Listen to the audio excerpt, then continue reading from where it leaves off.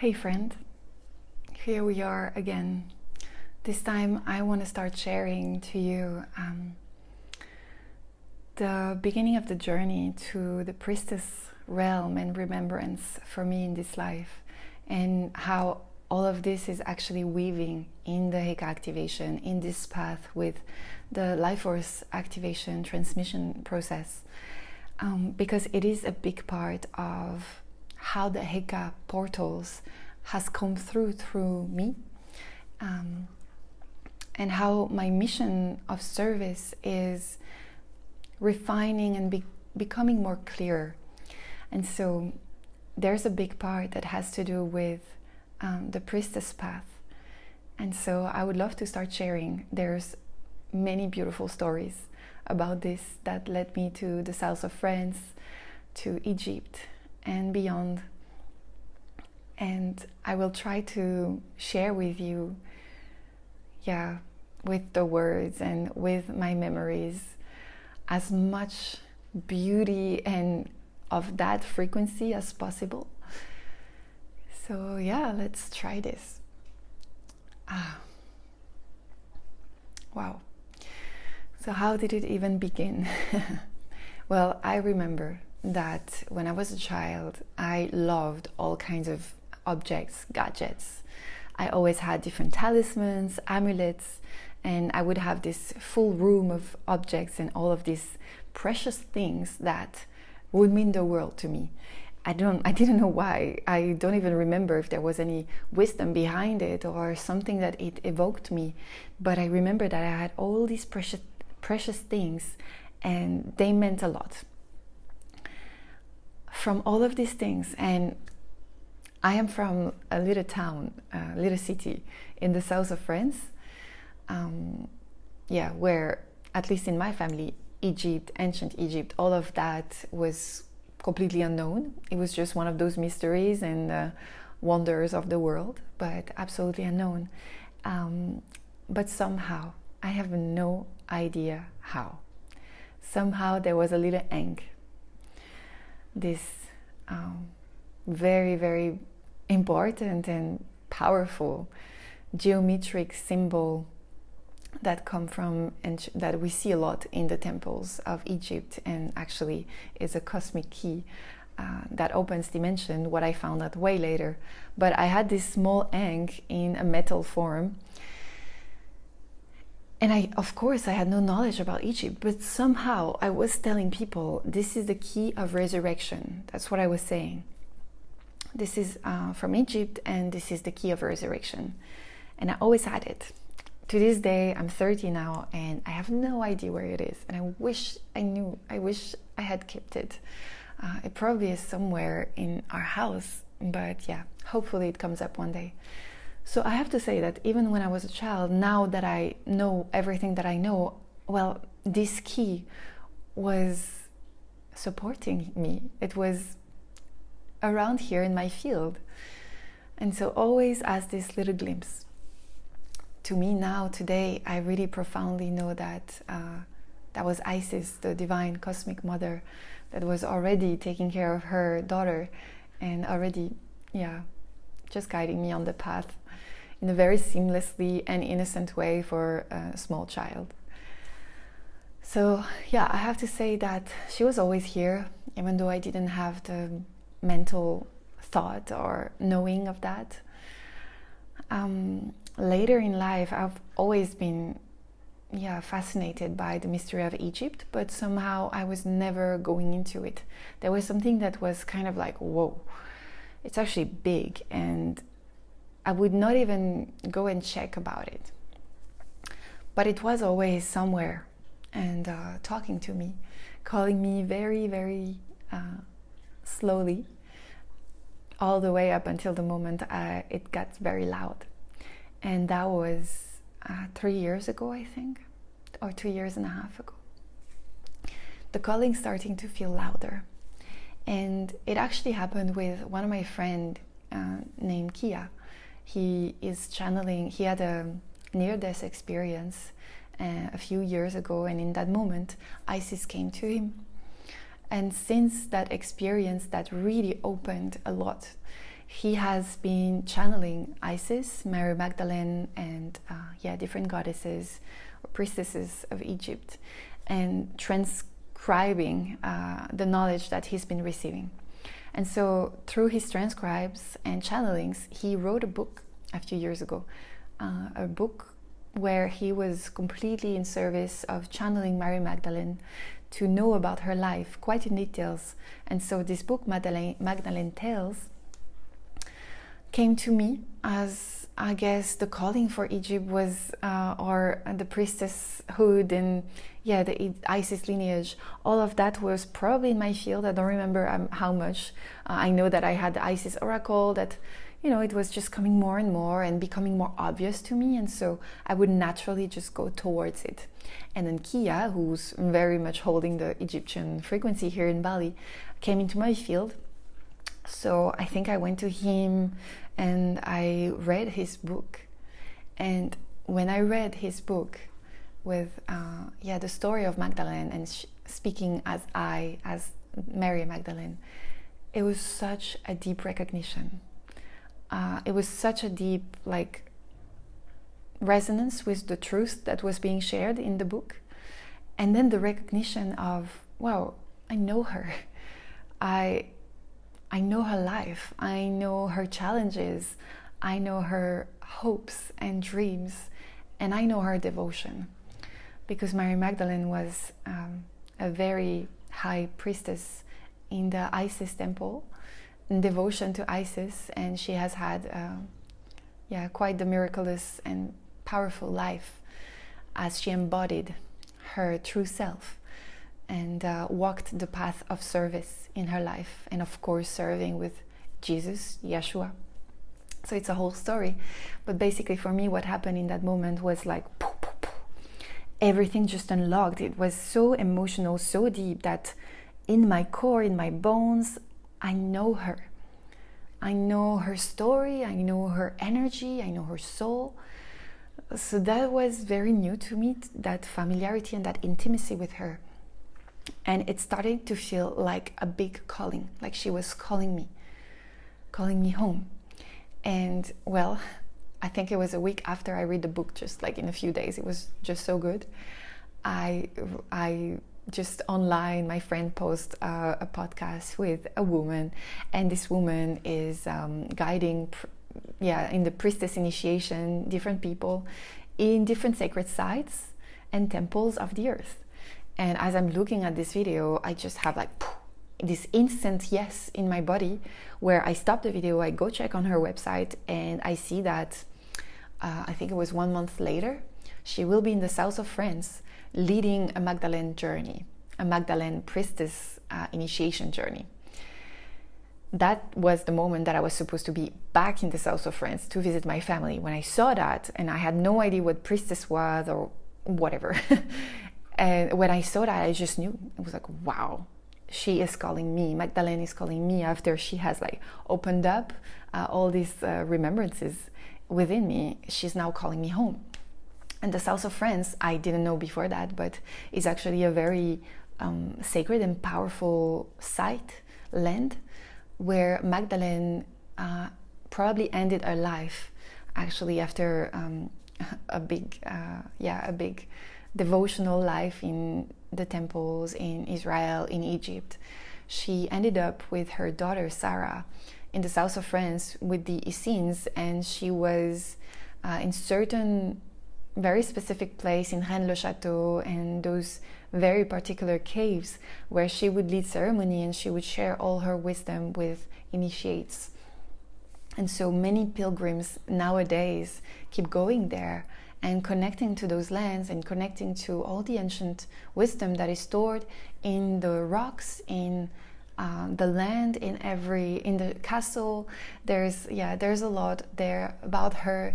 Even in the village, there's a lot of celebration and honor of her in the shops, in the church. So it's a very holy town and mountain-ish place to go to, where priestesses come together and gather in rituals, in prayers, in meditation, and things happen there. So fast tracking, I've had the callings, I've had the remembrance, something is happening, something is opening. I have no idea what it is, but I'm going there. So I contact the woman, and a few weeks later I'm there. And wow, it was the first time for me that I would ever be in those kind of spaces where for 10 days we sit together in a temple room. We live in this beautiful French cottage-ish, really nested in nature, and with about, I don't know, maybe 16, 18 sisters, women from all over the world, from all kinds of ages, background. We come together and we sit in our temple room, we prepare the altar, we pray to the altar every day, and we connect. And so these were my first encounters with the subtle higher realms in that way, in that very conscious, very grounded, and very aware way. And we were meditating almost all day together. And so the woman was guiding us and opening up those portals for us. It was like, as she was opening the portal that she was already very familiar and embodying herself, she would introduce it to us. And once the introduction was made, then there was a personal access to it. So that's what happened to me. In those 10 days, I have, wow, what can I even say? I have met Isis for the first time as like a proper encounter. Her to me to her. In the subtle realms, I have seen her fully, in her essence, in her majestic beauty. And there was so much happening. I'm trying to decide the way I can share it. But basically, in those connection times, in those very vivid and visual meditation, we would go into a deep state of consciousness, especially with our collective field all together. It's just amplifying our reach and our psychic abilities.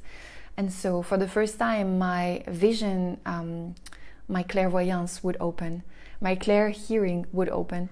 And of course, I always feel a lot. So I would feel every being and everything that we would work on.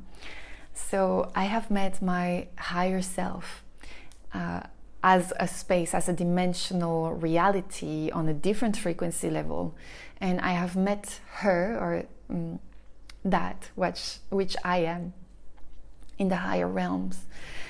And that was already quite the experience of meeting my human self, meeting my soul here embodied throughout this life, and then going over and above that even, and meeting the most original frequencies of that soul that I am.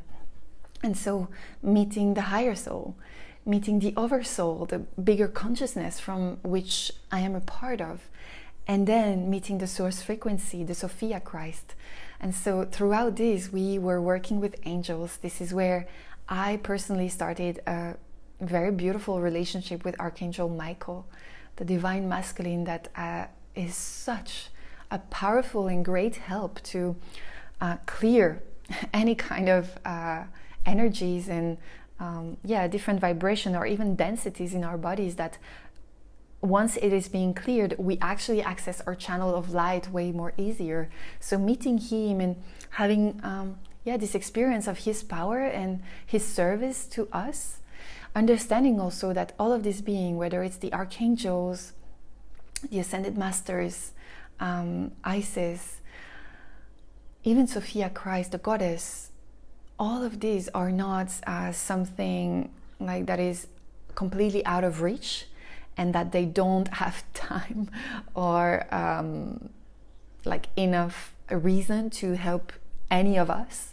And so during that time, I actually understood and really felt how in the higher realms, everything is fully multidimensional, embodied. It's clear in that way.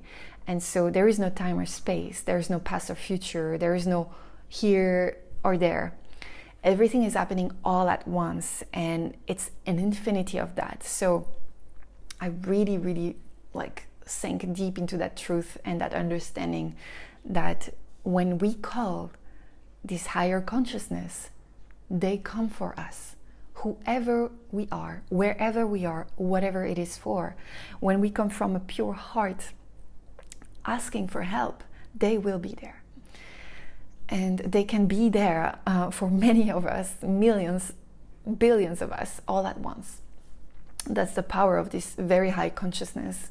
Certain masters who walked the earth before us and ascended from a very deeply embodied wisdom and are now helping all of us on the higher planes. And of course the archangels or even star beings that are living just on different realities, different planets, different dimensions. So yeah, I had the pleasure to start this relationship with Archangel Michael that has followed me ever since and has been such a great help to really keep myself clear, protect my field whenever I was feeling vulnerable and I actually needed the extra help. Help me also create those very clear and pure temples wherever I open spaces for others, for my house, all of that. So that was really beautiful. Meeting the angels, the archangels is something so light, so pristine and majestic, and it's a great honor to actually give into that and allow them in our field and feel how just their presence is rising our consciousness, rising our frequency, and enlightening, etherizing our bodies just by their presence. And so coming into union with those parts of source expression, such a gift. And what else? Wow. So we were working a lot with Mary Magdalene and Yeshua and Mother Mary as well. Wow, the moment that we went into the caves, that Mary Magdalene was teaching her wisdom and leading her Essenes tribe. That is so powerful. Let me tell you, when we go to these ancient sites, whether it's in the south of France, in Turkey, in Greece, or in Egypt, there is something so palpable in the land, in the ground, in the walls, in the temples, in the caves, in the rocks, in the path towards it. It's just palpable. And when you're being called there, there's just this instant remembrance. It is not from the mind. Every cell in your body is saying, I know this. I know this place. I have been here before. I know this kind of energy work and light magic and connection with the higher realms. I know this planetary work where we channel these frequencies and somehow we anchor them in those places and they ripple out to infuse and help all the people around. And so this is what happened there. It was the first time that I was going consciously into a sacred site, sitting in prayer with priestesses, sisters, and channeling what was coming through. And boy, it was wild. It was so beautiful and wow, just magical. Honestly, I'm gonna have a hard time to say what happened there in details, but yeah, we were connecting with the energies of ancient priestesses and Mother Mary and her healing and different also sisterhood that they had and that they still have on different realms, and receiving a lot of wisdom in the form of frequencies in our bodies, different emotions, different things that were healing in ourselves, in our systems, and opening up something. And so the extra capacity, like the psychic gift, can open, and the spiritual awareness too, like the way we perceive life and the multidimensionality of it is just expanded way more. And for sure, the way we perceive ourselves, the way we feel ourselves in the world, in the body, in our purpose, in our life, all of this was expanding a lot for me. And even my gift, what I'm here to bring, and I don't know if I had started the trainings yet, but I was already serving with the Life Force activations. And so I was receiving a lot of codes about that. And it was like the opening of a new way, but I didn't know it yet. So one moment that really, really touched me is when I met Yeshua, because I come from a Portuguese family that my grandmother was a faithful devotee to Fatima, which is Mary, and so very Christian in the way devoted, to her, and Christian family. But even though I studied Christianism and all of that when I was a child, because I was forced, not in a bad way, but that was just, what we do. I never, I didn't like it. I never was resonating with it. And I had a long moment where I despised it. I despised religion. I was making fun of the priests when I was in church. I was always laughing about the way they talk and what they're saying. With my father, it was like a thing where, whether it was a mass or a funeral, it was just risible. I don't know if you say that in English, but it was just laughable. So I wouldn't take it seriously, and I would actually be quite judgmental about it. And so I didn't have the best relationship towards what Jesus is, or at least what he became to represent, as people just talked about him in life, and of course in the religion and everything that was made after that. But that week I had the gift and the blessing to actually meet Yeshua as his true self, way beyond whatever the mind of humans made out of him or his teachings. And so that moment where I met him, it was actually a moment of clairvoyance, where I could see in those higher realms as clear as I can see now. And the moment I saw him, there was such a deep emotional, just knowing and just almost like a relief. Like, oh wow, of course I know you, and I'm so sorry I didn't remember. And his energy is so soft. It's like the divine masculine fully embodied. And I guess I would think that the divine masculine is very strong and go for it. But actually, in my experience, Mary Magdalene is way more fiery and strong in that way, in a vibe way. And Yeshua is actually so soft, and his love, and that's why I feel emotional, because when we open to him as a frequency completely beyond any religion, his love and this unconditional, palpable, generous heart is beyond. It's like pure, unconditional, infinite love.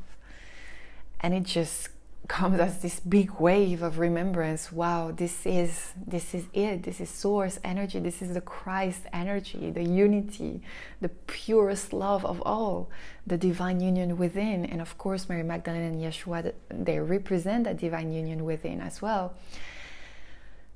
So that experience was really something, because it allowed me to make peace with a part of my lineage and a part of my life too, and to start just a new relationship. And also, this brought me closer to my grandmother, who passed away when I was 9, but she is one of my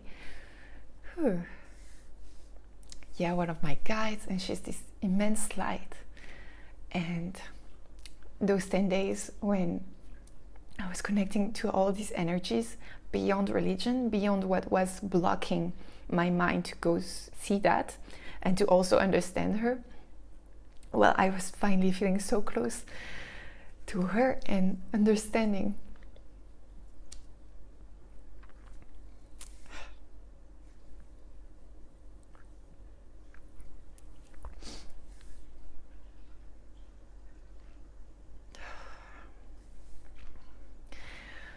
It's like I understand her devotion, and I'm right there now, myself with her, remembering the beauty of life, and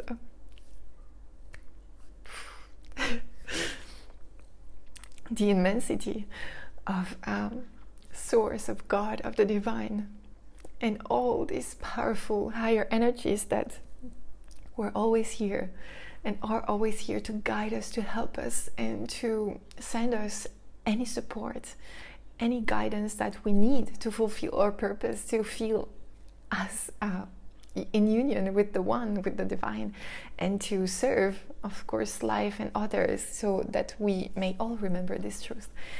So for me, it was like this, now that I talk about it, I realize even more how it was such an important part of, I need to get there, I need to remember and honor my true self and my lineage and my grandmother. So this was a deep, intimate recognition of all. And it felt more real than real. Trust me, before any of that, angels, like ascended masters, it was not really in my field, and I would think, yeah, sure, why not? It's just something that people focus on or calling to feel better, and because they like that. But as I started to actually drop and surrender deeper into those realms and actually explore and allow whatever comes through and see more real than real, wow, it just took a whole other meaning. And I understood that there's an infinite truth and an infinity of realities and dimensions, and we can truly choose our stories always. We can choose to perceive a reality in a certain way, perhaps a neutral way, a non-dual way between all those spectrum.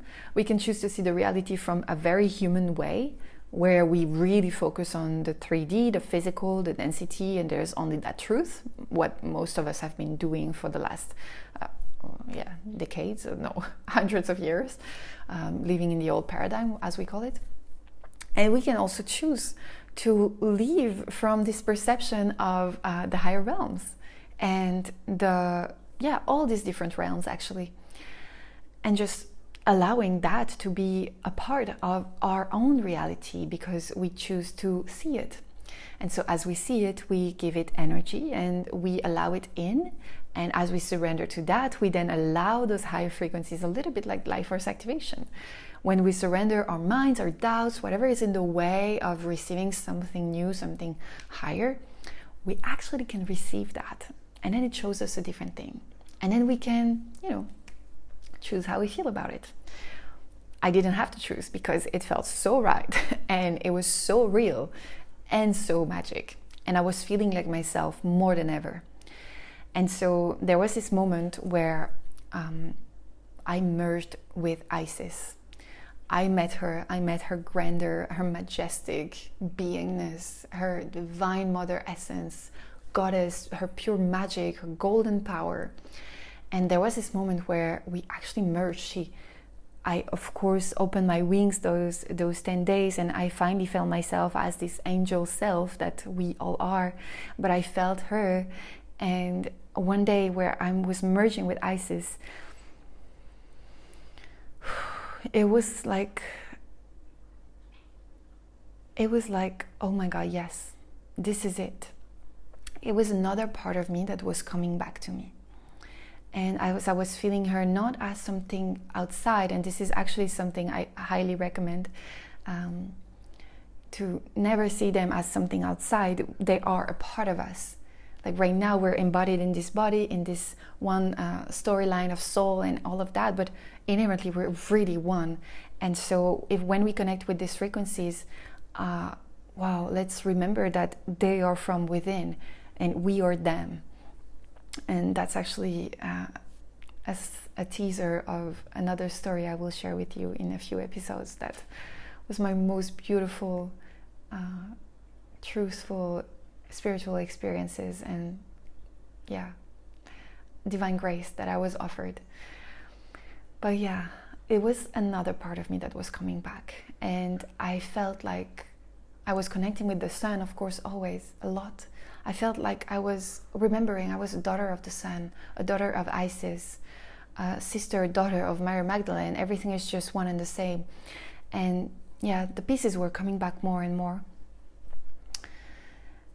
And I knew that I would be guided more to understand and have clarity about all of this.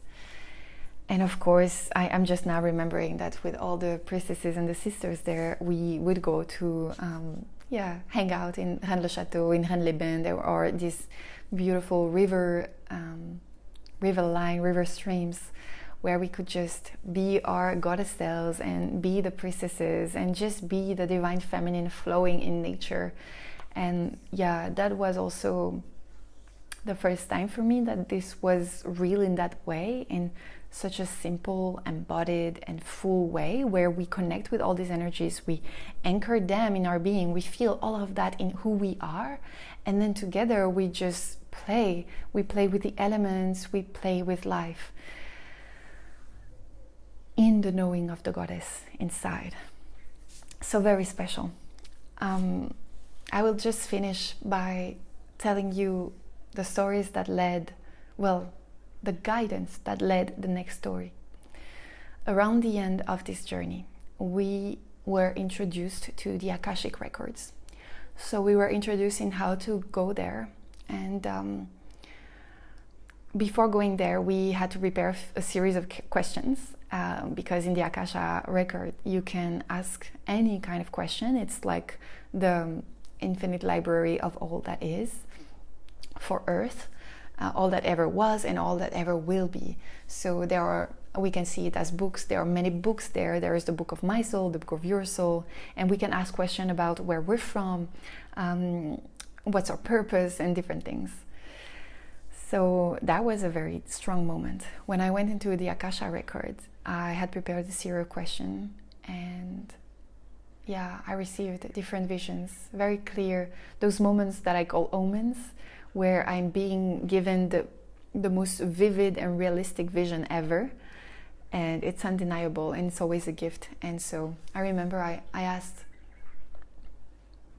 what was the question exactly? I asked, what am I? I think I asked, what am I? In the sense of, what am I here? What am I supposed to do? And what I was shown is, in outer space, there was this kind of rainbow glass portal, huge portal with like this kind of shape, and doors open, and it's like a balcony on outer space, very dark with stars. And I was shown this portal, and for a day I was like, what the fuck is that? What am I? There's a door, and I couldn't get it. But by the end of the day, I was actually on a pilgrimage in the nature to the Magdalene caves, and it just landed. It is so simple what I'm being shown sometimes. It's so simple, and that was it. It's like, you're a portal, a rainbow bridge, a portal. And that made all the sense to me. I didn't need to know a lot of details to it.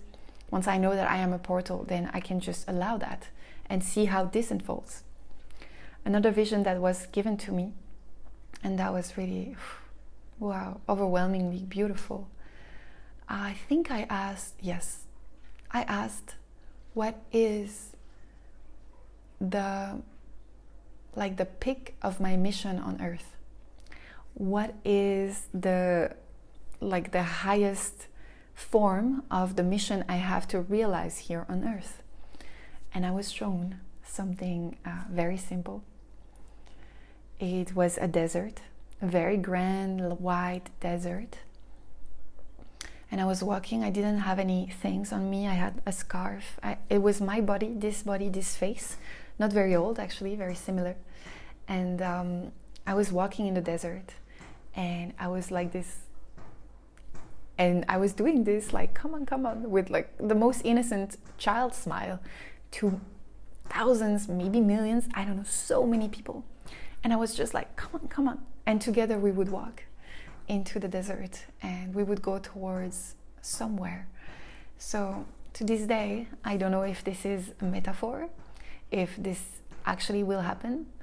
I have a lot of beliefs in the kind of magic that we can access here on Earth, and the way that we can shape a new world here and now, but also the way we can access a new Earth altogether.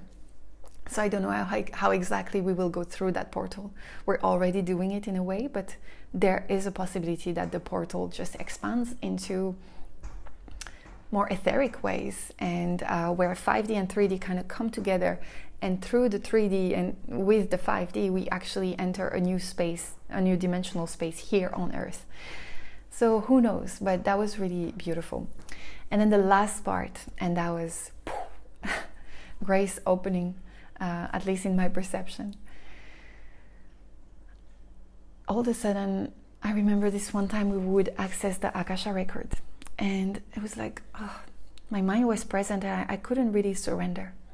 And so there was like a little struggle, and after a few minutes, I opened my eyes, and when I opened my eyes, I hear the goddess. I hear Sophia, the Christ consciousness, speaking to me. And so that was clairaudience, so clear. And she's like, take a paper, note the next steps. And so I take my journal, and I'm like, what is happening? And I'm ready to note the next step.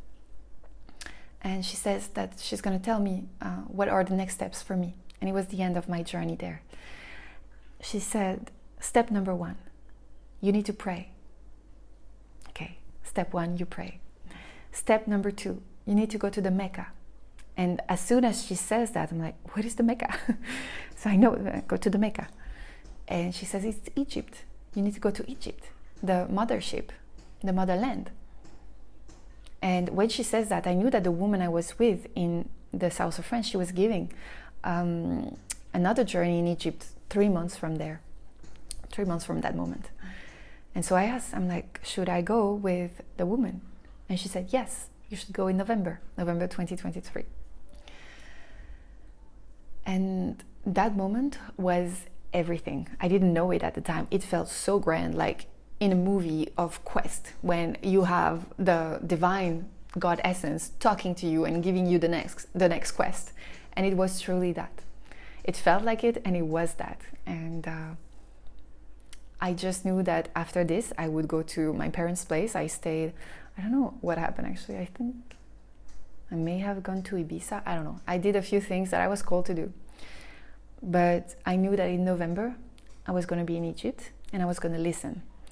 And throughout those 3 months in between, I had the assignment to pray.